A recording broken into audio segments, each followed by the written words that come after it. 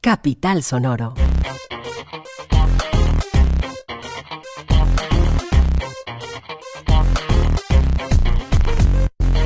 Hola, bienvenidas y bienvenidos a un nuevo capítulo de Vital Importancia que surge del cubrimiento que estamos haciendo de la Feria Internacional del Libro de Bogotá. Hoy nos encontramos con la escritora y periodista Arelis Uribe y hoy nos convoca su libro Quiltras. Quiltras, sí, Quiltras. así es. ¿Cómo estás? ¿Cómo estás? Yo bien, ¿vos qué tal? Bien. Bueno, este es un libro que realmente vio la luz en 2016, ¿no? Así es, en diciembre del 2016. Uh-huh.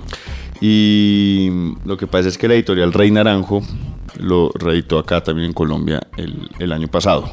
Sí. Es un libro que ganó el Premio Anual del Ministerio de Cultura de Chile al mejor libro de cuentos y fue también destacado por el New York Times como uno de los libros latinoamericanos del año en 2016, cuando salió. Sí. Luego también fue editado en México, en España y en Francia. Viene ahora próximamente al portugués. Al portugués Se va a también. publicar en Brasil, así es. Es un libro que nos acerca desde un punto de vista muy claro, el de la mujer a la idiosincrasia chilena, o eso es como lo que yo sentí un poco como al leerlo, desde la cotidianidad, desde historias atravesadas por la mundanidad, con muchos detalles muy mundanos, pero marcando unos aspectos que caracterizan ese funcionamiento, esos relacionamientos sociales de la sociedad chilena, pero pues también extendible, que es algo que quisiera que habláramos. ¿Cómo ha sido para usted revisitar este libro? Pues como desde el 2016, luego la edición en México, luego en España, y nuevamente estamos aquí 2022, volviéndolo a traer a colación 23, el libro. 2023, trayendo a colación nuevamente el libro. ¿Cómo ha sido ese ejercicio de revisitarlo a través de estos años? ¿Qué ha cambiado de su perspectiva alrededor de este libro? ¿Y cuáles son las diferencias de cómo ha reaccionado el público en los distintos países? A ver, bueno, sobre cómo ha sido revisitarlo, es loco, porque yo misma me he dado cuenta de las barbaridades que escribí. Lo digo en particular porque, bueno, es un libro que atraviesa distintas intuiciones que yo tenía de cosas que quería decir, como, no sé, que quería que fuera un libro donde las voces fuesen voces jóvenes, en un mundo adultocentrista, de voces de mujeres, en un mundo patriarcal, de voces de morenidades, en un mundo supremacista blanco. Entonces como harta respuesta al orden, a esta sociedad eurocentrista en la que vivimos. Pero también es muy cola. De hecho, la primera cola se le dice como a lo gay o a lo homosexual en Chile. Y la primera imagen del libro son dos niñas de 5 años como explorando su sexualidad. Y pero eso yo primas. lo escribí, son unas primas, además. Quería la iglesia. Entonces, eso yo lo escribí porque está ficcionado, pero son memorias. Son memorias porque yo soy bisexual y por lo tanto mi eroticidad, mi sexualidad la he ido explorando a lo largo de mi vida con personas independientemente de su género, ¿no? No tengo como una preferencia en ese sentido. Entonces eran memorias y yo estaba escribiendo memorias y después me di cuenta en la sociedad mojigata en la que vivo en Chile y dije, wow, o sea, este libro. Y después pensé, yo no sé si he vuelto a encontrar en la literatura chilena experiencias de homosexualidad de niñas, por ejemplo. Entonces, ese tipo de cosas como que las he revisitado y me he dado cuenta como de las posibles implicancias o efectos. Hay colegios en Chile donde se lee Quiltras, está como en el plan lector del Ministerio de Educación, pero por ejemplo ese cuento no se lee, está censurado. Entonces como wow, qué loco. Y eso por un lado, y lo otro es, no sé, me he cuestionado a mí misma también algunas cosas que escribí. Hay otro cuento muy gay también, que se llama Italia, que es la historia de amor de una chica de una clase alta con otra chica de clase popular. Y resulta que la chica de clase alta tiene 17 años y la chica de clase popular tiene como 24 o algo así. Y la chica de 24 es profesora recién titulada y la otra chica es una escolar, que está en su último año. Bueno, y tienen sexo y se aman y todo eso. Y yo quería escribir una historia de amor y como que bueno, había una diferencia de edad, no me lo cuestioné tanto, pero ahora pienso, a esa profe hay que meterla presa, como lo que está haciendo, como está todo mal ahí, no sé qué estaba pensando yo. Ya, este tipo de cosas como que me vienen a la cabeza de pronto, como wow, yo estaba como pensando en lo bello, el amor, la diferencia de edad, de clase, y después dices como, oye, igual Quizás un poco problemático. Pero bueno, así es la vida, así son las historias. Entonces, ese tipo de como nuevas lecturas le he venido haciendo al libro y digo como, wow, no sé, está bien que me censuren entonces. Es un libro problemático. Pero, en claro, fin. más porque con Italia se siente más joven cuando está con ella, como que hay un montón de manifestaciones alrededor de lo que significa Italia para la profesora, pues. Sí, qué terrible. Bueno, pero igual es un cuento muy bello, tiene mucha poesía, transitan por Santiago, pero después yo me di cuenta de quizás las implicancias que eso podía tener. En el momento lo escribí como, porque me estaba fijando en lo bello, pero en realidad cualquier pieza literaria es sujeta de hacer como un análisis crítico. Y ese es el análisis crítico que yo hago como posterior, póstumo a haberlo escrito. Y porque nunca pensé que iba a llegar a Colombia a hablar de esto, ¿no? Cuando lo escribí yo estaba en mi casa sola, encerrada, y nunca pensé que iba a pasar todo lo que pasó con el libro.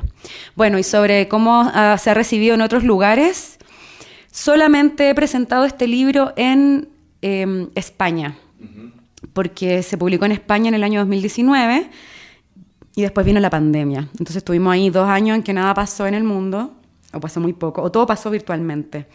Y ahí se publicó el libro en Francia, y ahí se publicó también en México.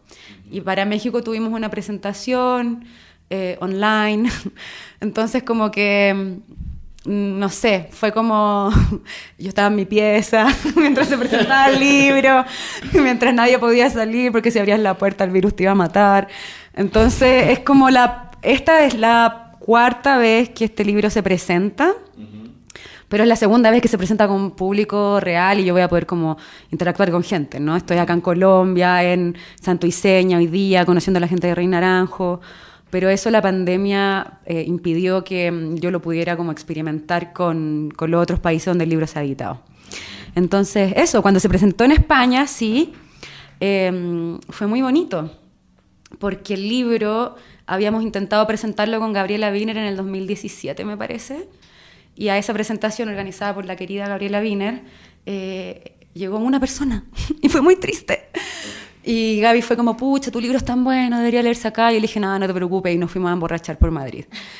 Fin de la historia. Pero lo que quiso hacer Gabriela fue la edición chilena, que llevaba como 1 año circulando por el mundo, hacer una presentación de ese libro. Y bueno, después pasó el tiempo y Sol Salama, que es la editora de Tránsito, que es un sello que solo publica mujeres poderosísimas. De acá de Colombia está Margarita García Roballo, por ejemplo, está Jamina Barrera, mexicana. Me siento muy bien acompañada en esa editorial. Y hicimos una presentación en una librería y se llenó. Llegó hasta un perrito callejero. No era un perrito callejero, pero alguien llegó con su perrito, lo cual me pareció muy ad hoc a Quiltras. Entonces, nada, es muy distinto cuando el libro se presenta con un sello local.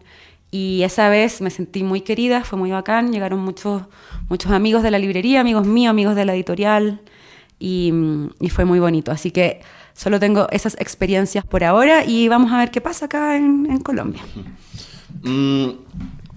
Como para ahondar una gota más en este tema, ¿por qué cree que es un libro que logra traspasar de esa manera fronteras? Es decir, al final está lleno de chilenismos. A mí tocó buscar un montón de cosas como para entender. ¿Cómo qué?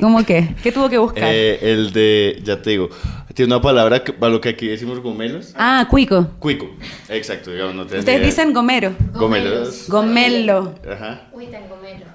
Voy a anotar eso, gomelo. Gomelo, ok. Ese es un ejemplo. Entonces, como que leyendo y decía, bueno, pero ¿qué será con esto? Pero a pesar de tener como un montón estas palabras, traspasa fronteras y sin duda ha sido un libro que ha causado impacto.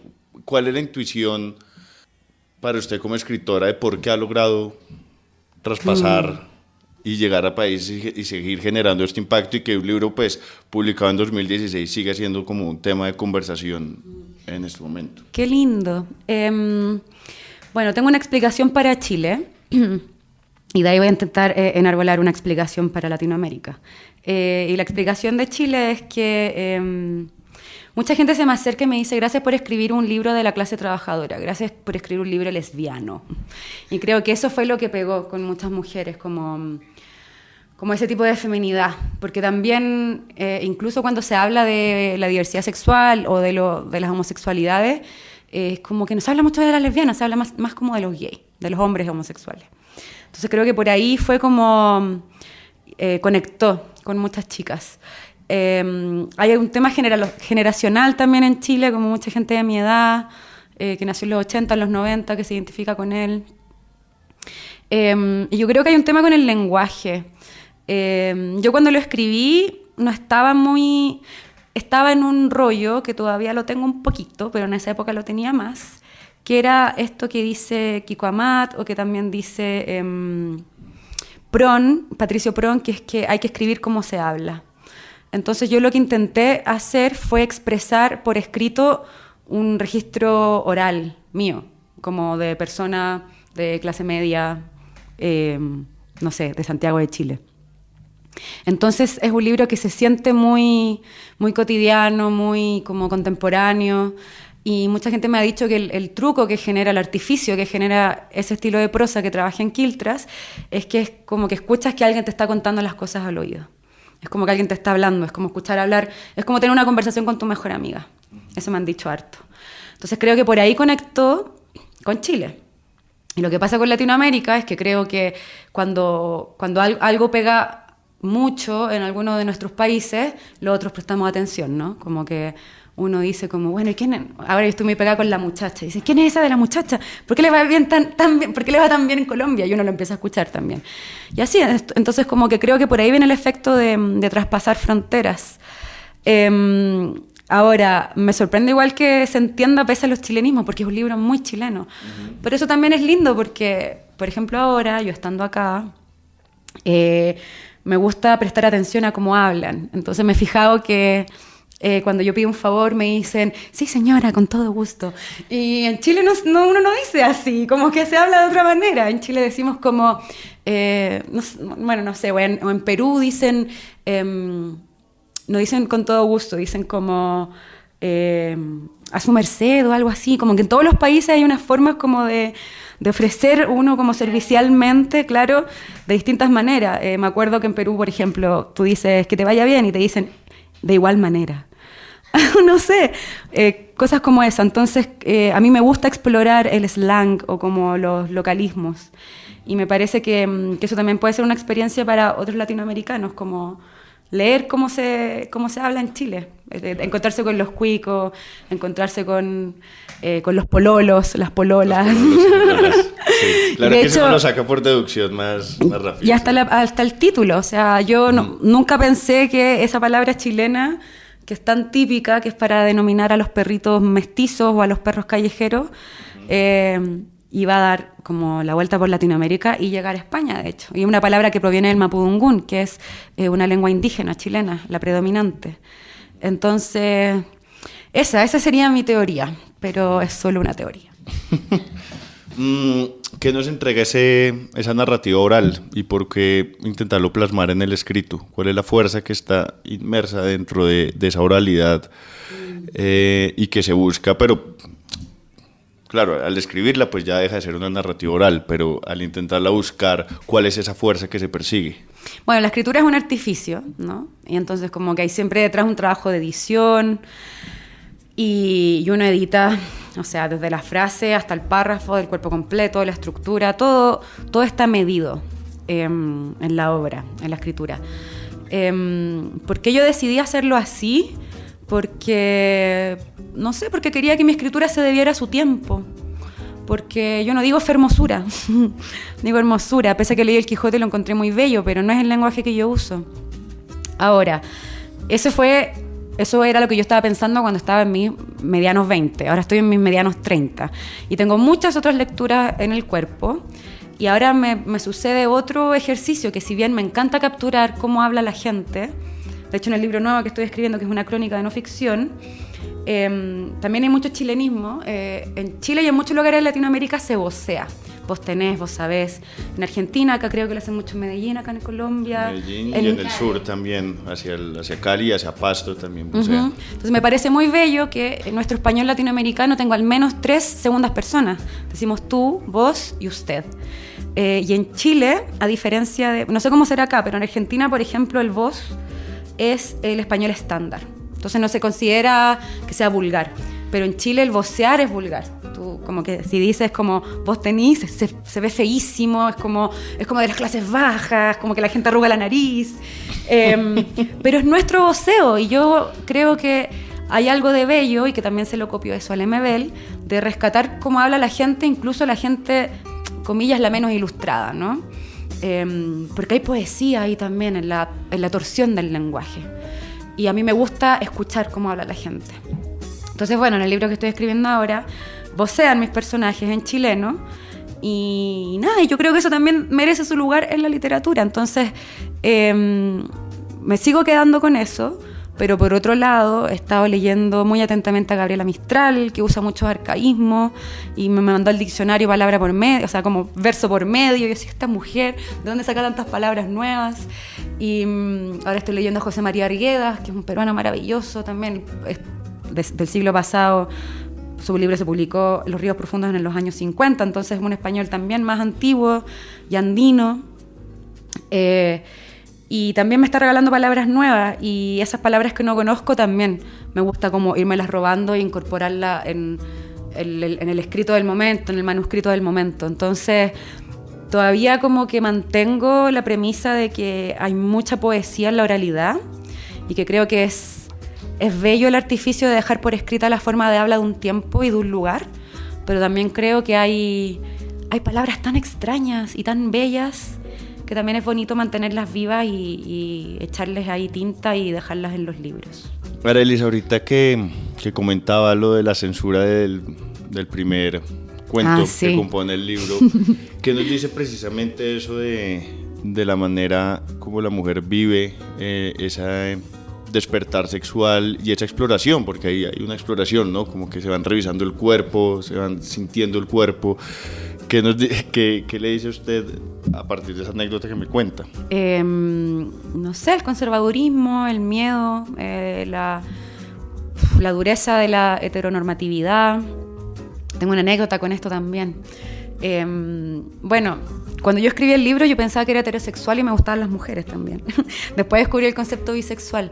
Incluso para mí, que habitaba la disidencia, me faltaba lenguaje para nombrarme. Entonces me imagino para gente que ni siquiera haya experimentado algo más allá de la heterosexualidad, como que debe ser complejo de comprender, y muchas veces las personas tienen miedo a lo que no conocen. Pero bueno, el mundo es gay desde que es mundo y va a seguir siéndolo.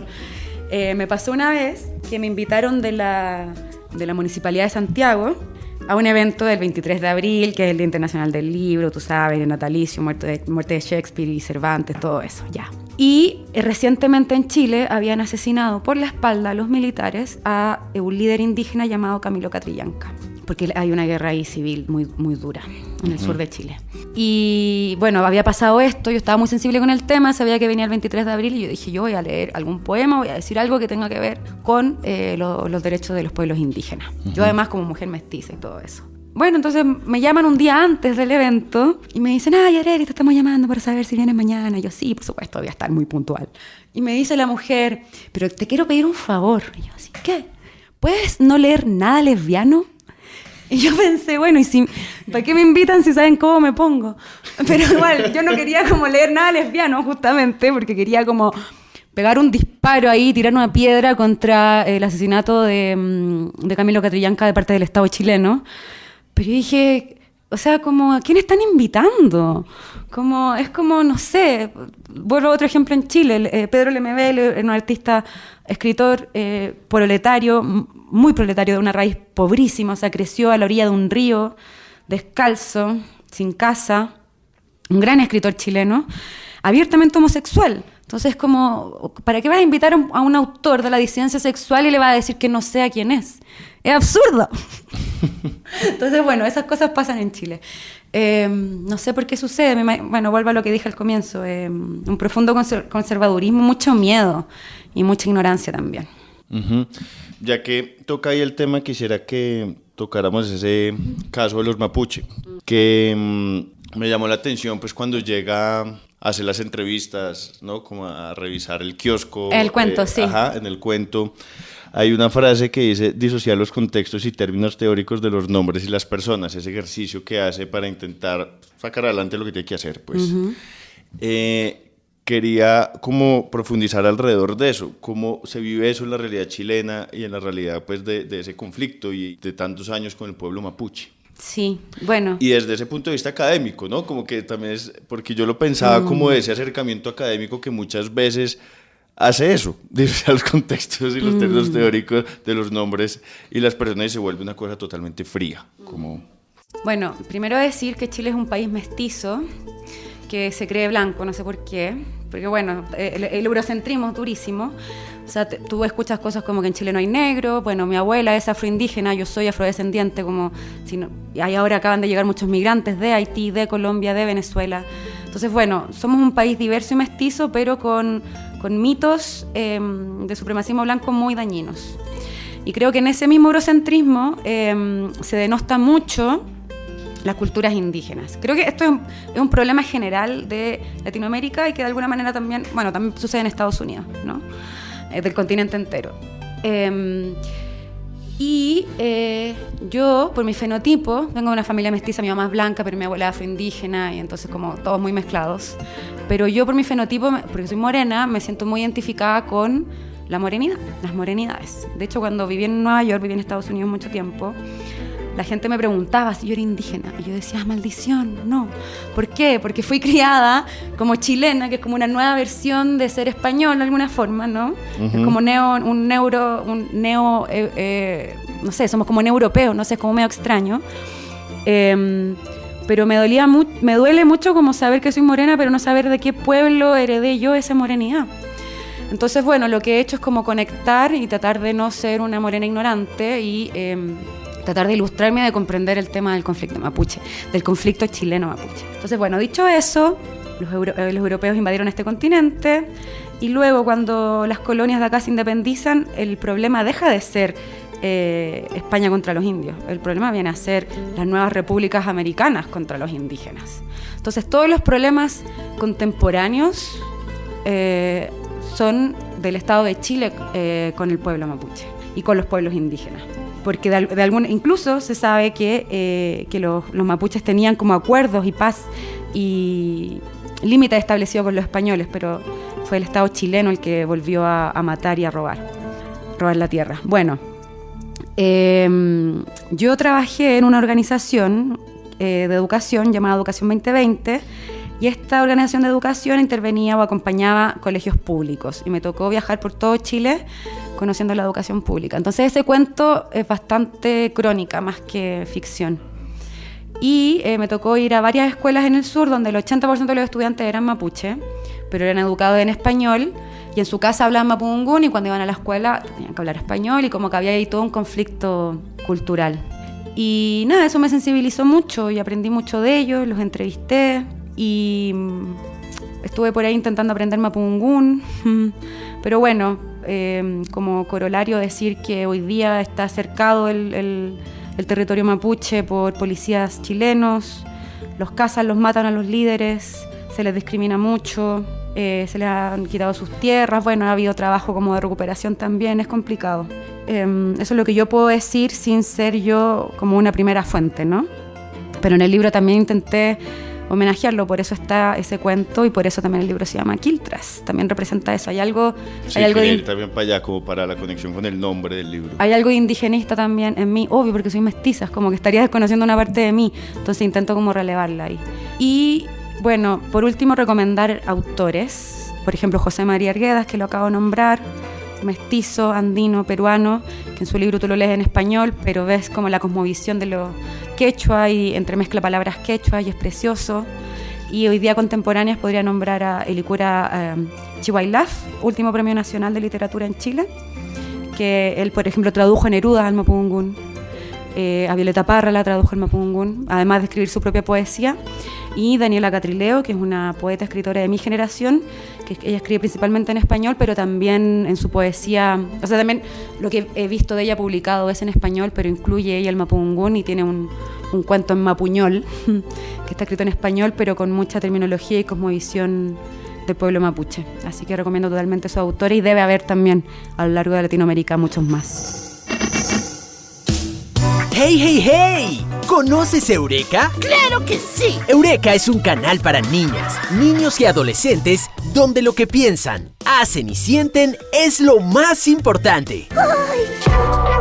Con 24 horas de historias emocionantes en nuestro canal en TDT, en el 108 de ETV, en el 215 de Claro, en la franja Eureka de Capital, en nuestra página web eurekatucanal.com y en nuestras redes sociales, @EurekaTuCanal.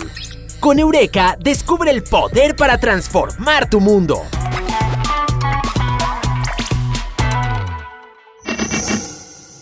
Y quería hablar de eso, de la relación precisamente de esto que estamos hablando con los mapuche, con el nombre de Quiltras, porque ahí hay también como un juego pues como con la idea del perro callejero y el hecho que la palabra venga de un término indígena y que nos explique un poco ese relacionamiento que hay entre estos distintos factores. Bueno, el título es la palabra quiltro, es una palabra que viene del mapudungún. Y en el español chileno hay muchas palabras cotidianas que son indígenas. Por ejemplo, decimos guagua, que para bebé, cancha para un recinto, eso es quechua, anticucho. Todos esos quechua son palabras del día a día y también hay del mapudungún. Pero curiosamente las palabras que vienen del mapudungún se consideran coloquiales o como de una segunda categoría. Entonces, decir quiltro para un perro es para el perro callejero y el perro mestizo. Existe la palabra piñén, que significa como suciedad, pero es como casi del lenguaje muy vulgar decirle a la mugre de la sociedad, decirle piñén. Entonces, pero es una palabra que igual circula. O decimos cagüín para cotilleo, para como gossip. Pero de nuevo, como que no es una palabra docta. Yo, por supuesto, me revelo a eso, porque las palabras son palabras y tienen su belleza y su densidad en cualquier idioma. Y entonces lo que yo estaba pensando cuando escribí Quiltras fue como todo lo que veníamos hablando recién, de la oralidad, y quería que el título fuera una palabra que al pluralizar, porque el español cuando pluraliza, masculiniza, quería que fuera una palabra plural en femenino, como para ahí torcer el español, como este es un conjunto de cosas en femenino, es Quiltras, no es quiltros. Tenía como esa convicción, estaba también atravesando por una crisis feminista muy profunda, quería incluir eso, y me gustaba la idea de que quiltro se le llama al perro callejero, pero también al perro mestizo, al perro como de razas, entre comillas, como mezcladas, porque, no sé, eso soy yo, somos Latinoamérica, muy mezclados todos, entonces dar cuenta como del mestizaje. Sí, esas cosas como que estaban operando cuando pensé en el título, así que totalmente al lugar el tema de este un poquito de indigenismo que tiene el libro. Uh-huh.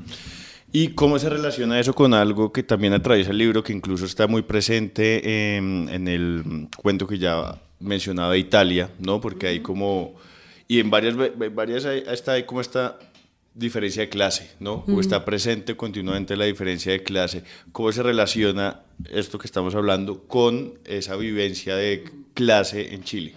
Bueno, todo que seguramente es algo que además se conecta con Latinoamérica. Yo creo que también es algo que empieza a resonar.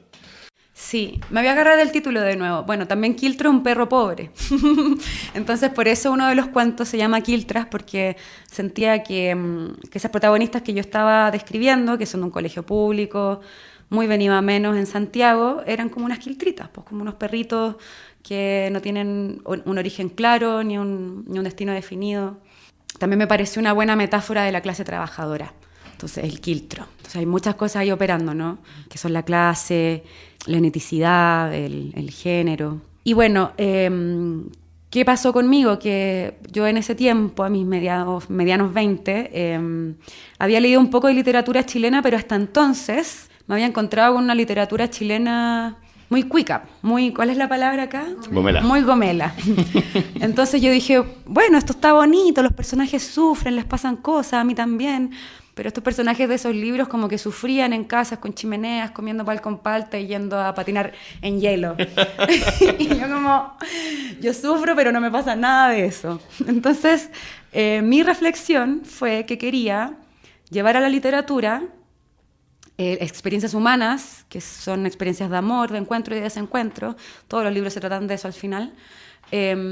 Pero situados en espacios reales. Entonces ahí se me sale la cronista y los espacios descritos en el libro, todos, un pueblo pequeño que es Codegua, la Gran Avenida, ese colegio paupérrimo que se describe, la Araucanía, todos esos lugares son lugares reales. Esa es como toda la beta de no ficción, media periodística o cronista que tiene el libro. Y yo quería eso, que los barrios de mi infancia, los barrios de mi familia, los barrios de la clase trabajadora aparecieran como en primer plano, como convertir esos espacios en obra de arte. Eso es lo que quería hacer. Está presente también, digamos, las relaciones digitales. Claro. La relación con Lautaro y que deviene además en un comportamiento por parte de Lautaro errático, por llamarlo de alguna manera. Quizá que exploramos un poco eso, como esa idea como de las relaciones digitales en un momento donde recién está realmente como surgiendo eso, todavía pues no hay WhatsApp, no hay nada, y la decisión de incluir este tipo de relaciones ahí, y segundo, cómo eso potencia o qué tipo de diálogos ha generado alrededor de ese comportamiento de los hombres con las mujeres y los abusos de esas relaciones cotidianas. Sí, en el libro hay 2 cuentos que hacen mención como a las actitudes machistas de los varones hacia las mujeres. En el primer cuento hay una niña que se deduce o como que se soslaya que va a los scouts y sufre como abuso sexual en los scouts. Ese es el primero. Y después en rockerito83@yahoo.es, creo que era así. Que es el de Javier. Así es, la chica, la protagonista, cuenta cómo, claro, los acercamientos que tenían estos hombres enmascarados en el Messenger y en el anonimato del internet, claro, siempre preguntándole por su virginidad o como queriendo como tener sexo telefónico, y como ella muy entre curiosa y deseosa, pero también como aterrada de la forma en que los varones, ¿no? Reaccionaban a su cuerpo, como a su condición de mujer. Entonces, claro, eso aparece. Pero lo que yo estaba buscando ahí, de nuevo, eso es bien memoria, porque también tiene mucho como de autobiográfico en el cuento, en el sentido de que, o sea, también chateé mucho cuando era más chica y tenía cibernovios. Qué divertido. Entonces como que inventé una historia. Todas las historias que están ahí son un poco Frankenstein, o sea, como monstruo de Frankenstein. Armas. Claro, cosas que me pasaron, con lugares reales, con cosas que inventé, con cosas que escuché. Entonces, bueno, tenía la idea de hacer historias de amor, son puras historias de amor, Quiltras. Amores entre mujeres, amor entre personas y animales, amor virtual. Y en este amor virtual solo como que fui como dando cuenta de experiencias de mi generación. Pero me encontraba con gente más joven, o sea, chicos que deben tener 20 años menos que yo tengo 36, como adolescentes que me dicen como, sí, el internet ya no funciona así, pero a mí también me pasó que es como que conocí gente por aplicaciones y es como primero virtual y nunca te has visto, aunque te manden fotos. Entonces como que creo que tiene que ver con un cambio de las relaciones humanas después de la invención del internet, ¿no? Y eso como que afectó a mi generación, que son los millennials, creo, sí. Y de ahí en adelante, como que va a seguir pasando esas historias. Todos vamos a tener un rockerito, alguien que subió su foto a Tinder donde se veía mejor que en la realidad, como cosas así. Claro, pero está la de Lautaro que envía por correo las fotos, que es el siguiente cuento. Ya por fotos. Sus fotos desnudo casi. Que la respuesta es que prefieres que se prefiere comer. Dilo, ese es un clásico. Es que yo creo que vale la pena citarlo como tal, ¿no? Ok. Espérate un segundito, lo encontramos. Antes de que la leas, quiero decir, o mientras la encuentras, quiero decir que ese cuento, yo estoy en una aplicación, una plataforma que se llama Goodreads, que es como una red social de libros y lectores. Y tú te haces amigo, llevas a tu amigo y marcas qué libro estás leyendo, la recomiendo mucho. Estoy ahí, agréguenme. Bueno, y hay gente que solo escribe esa línea, así como en la reseña del libro, pone esa línea y nada más, como memorable. Me reí mucho. Entonces, lo que sucede es que terminó la relación o la cortó con Lautaro. y da por hecho que Lautaro pues entendió de la misma manera el fin de esa relación, ¿no? Pero dice, el Lautaro se volvió insistente en las llamadas por teléfono a mi casa a cualquier hora, en enviarme emails larguísimos en los que hablaba de todo lo que trabajaba y estudiaba para construirnos un futuro, para mí y para nuestros hijos, y en demostrarme sus atributos viriles con fotos en calzoncillos, argumentos que antes que convencerme me aterraban. Después de meses de temer que apareciera en mi casa o a la salida del colegio, le escribí el email más corto, honesto y efectivo que he escrito alguna vez. Córtala, Lautaro, prefiero comer caca que estar contigo. ¡Qué mala ella! Quiero decir algo de ese cuento. Y todos mienten en ese cuento. Que todos mienten en internet. Pero qué dura ella. Uy. Pero funcionó. Hay otra reflexión, precisamente el de Rockerito, que quería como... Porque hay todo un asunto como alrededor... A ver cómo reflexionar alrededor de la belleza, ¿no? Está esta conversación que pasan como los años, que se va alimentando, que se genera como un lazo ahí como de confianza y que hay cierta belleza en esa relación digital con Javier, o pues Rockerito 83.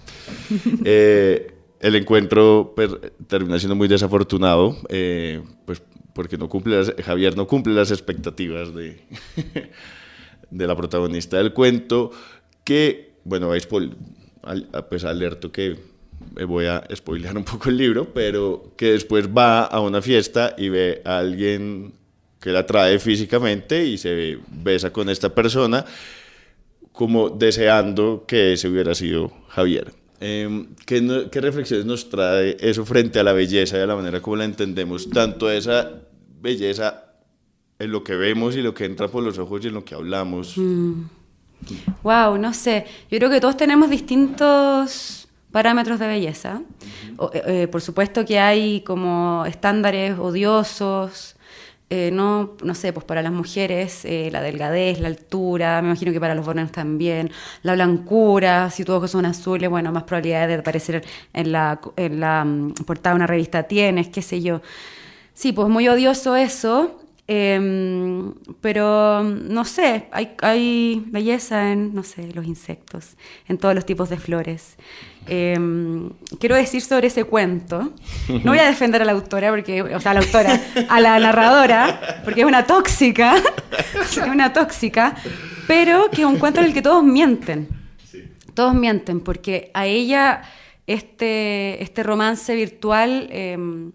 Este hombre, Javier, le miente también, porque ella le dice como, bueno, descríbete físicamente. No, y él le dice, soy tan alto, soy flaco, tengo el pelo castaño. Claro, y después lo ve y era un gordito, entonces como, bueno, amigo, como, ¿para qué me mentiste?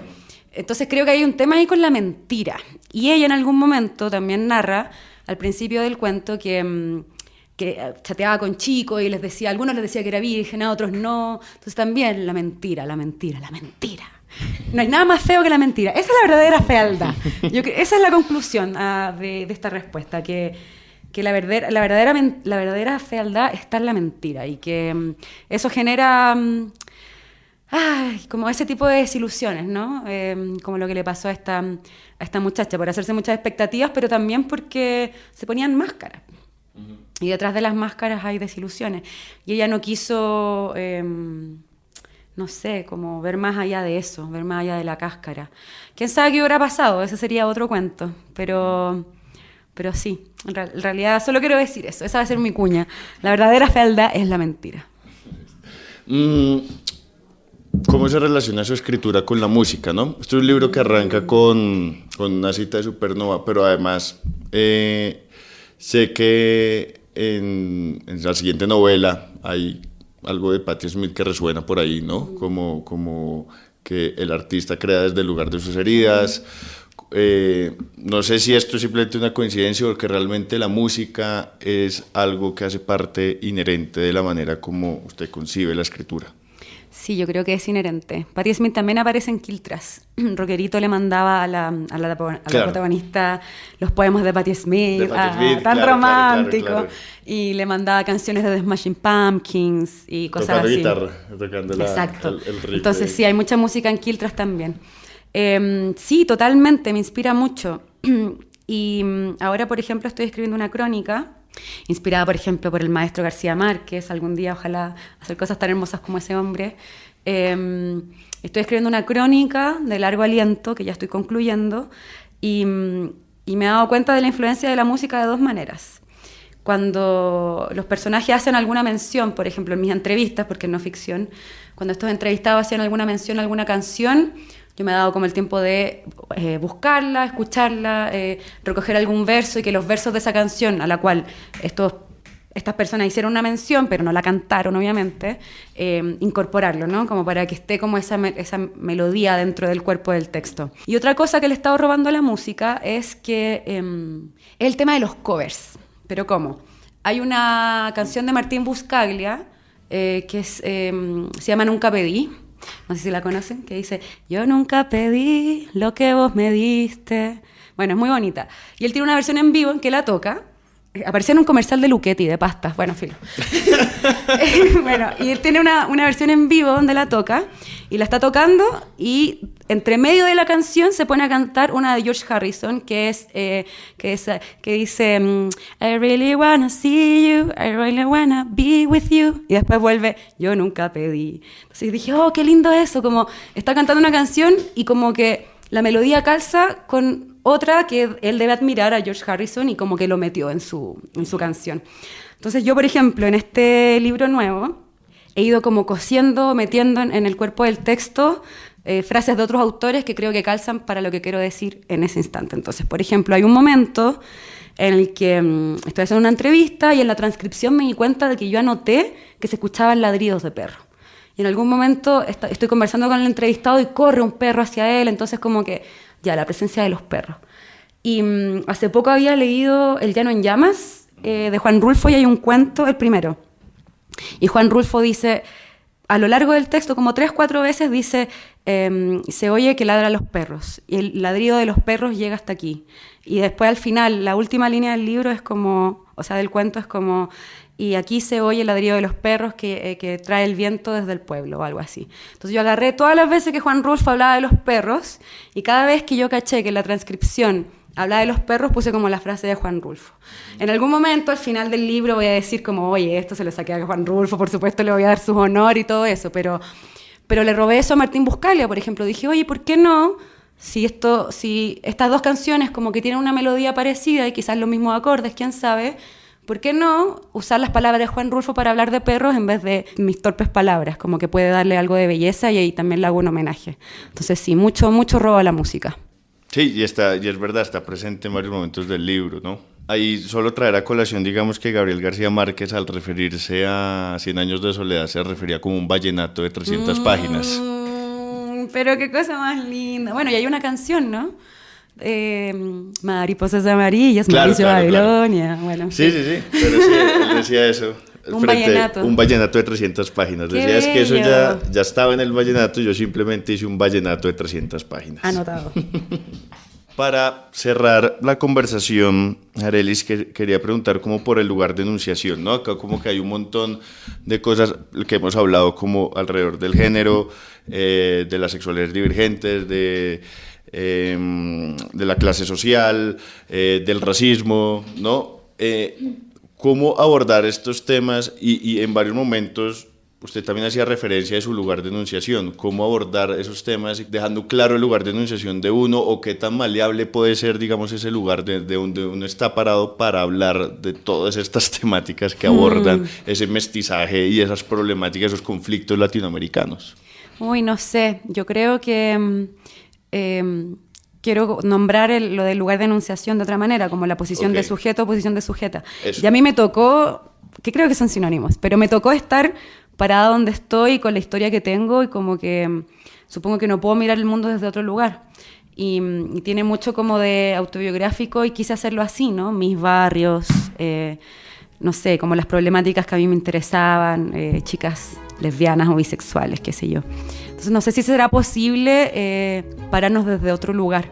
No creo mucho en la objetividad, yo estudié periodismo, y no creo en la objetividad, creo como en las posiciones de sujeto, en los lugares de enunciación, y creo mucho en transparentarlos. Creo que está bueno eso como para saber quién está diciendo qué, desde qué lugar, para comprender de qué privilegio está hablando o desde qué desventaja está hablando, para comprender por qué dice lo que dice.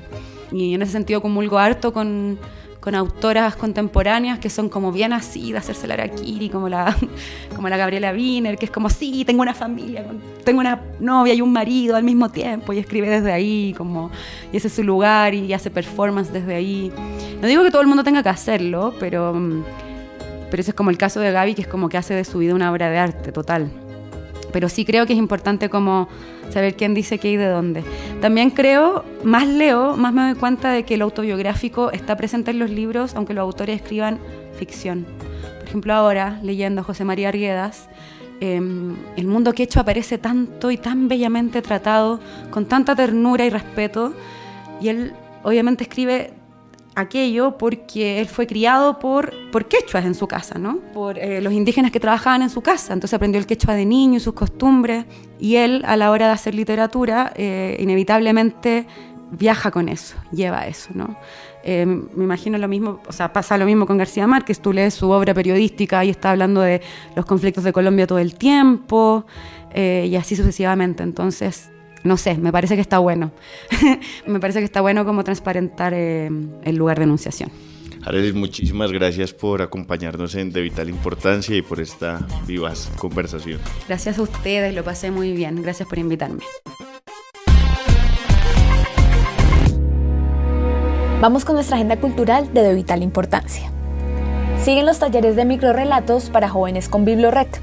Esta vez les invitamos al taller Historias Mínimas, consideraciones sobre la estética de lo mínimo. Un laboratorio de encuentro que se acerca al microrrelato desde una mirada cómplice y provocadora, mientras se profundiza en elementos como su brevedad y su carácter híbrido. Este taller será en la Biblioteca Pública Manuel Zapata Olivella del Tintal, el sábado 9 de septiembre a las 11 a.m. El Centro Nacional de las Artes de Elia Zapata Olivella presenta la obra Pescador, una obra de marionetas para toda la familia, en la Sala de Elia Zapata, el próximo 9, 10 y 11 de septiembre. Esta obra narra la historia de un hombre que junto a su bote y su red de pesca establece una conexión invaluable con su oficio, un artesano que habita aquellos lugares que se nos han vuelto extraños y ajenos. Del 1 al 16 de septiembre, el flamenco se toma Bogotá. Esta tradición que ha viajado desde las calles de Andalucía, España, a todos los rincones del mundo, llega a Bogotá con este primer encuentro organizado por Casa Flamenco. Esta versión se tomará los escenarios de Casa Flamenco Bogotá, el Auditorio Sonia Fajardo Forero de la Universidad Conrad Lorenz, el Museo Casa Grau, la Biblioteca Luis Ángel Arango, la Universidad Javeriana, la Casona de la Danza y el Teatro Cádiz. El jueves 7 de septiembre se inaugura en la Sala del Teatro Colón el Festival Internacional de Música Sacra de Bogotá. Del 7 de septiembre al 8 de octubre se realizará este evento con una selección de músicas sagradas, espirituales, meditativas, contemplativas, de diferentes estilos, épocas y religiones en distintas partes de la capital del país, con una selección de invitados nacionales e internacionales. Bueno, este fue nuestro episodio de hoy de Vital Importancia. Recuerden que este podcast no sería posible sin la producción de María Cuestas, la edición de Adriana Castellanos y la dirección de Santiago Rivas. Mi nombre es Juan Pablo Conto y los invito a ver otro de los tantísimos podcasts de Capital Sonoro para que se suscriban y sigamos ampliando la conversación. No se pierdan de Capital Político, en el que estaremos 2 veces a la semana contándoles un poco cuáles han sido las noticias de la agenda que han ocupado la agenda nacional en estos días. Hasta pronto. Capital Sonoro.